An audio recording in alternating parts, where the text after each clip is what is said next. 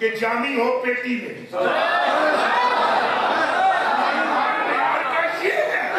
कि जामी हो किसमें, तब के बोलो किसमें हो, बोलो नूरुद्दीन जंगी गुजरे हैं 2 बारी, जब के पहले फड़े भी गए जामी तो कैद भी हो गई, तो तीजी बारी हजूर पाक ने अर्ज की कि हुक्म फरमाओ तोड़ ला दिया जामी की।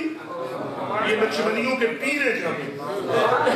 ये मेरे जो नक्शबंदी भाई है, तवज्जो करना आप सब, तो मेरे भी पीर है, मैं भी नक्शबंदी नहीं है, मेरे को बाकी सिलसिलों से भी खिलाफत है, नक्शबंदियों के ये पीर है। अल्लाह अकबर। हजूर ने फरमाया कौन दी दूसरी बारी गल ना करी, जे हुणे गल कीती है ना जंगी तो मेरी शफाअत तू महरूम रह जाए।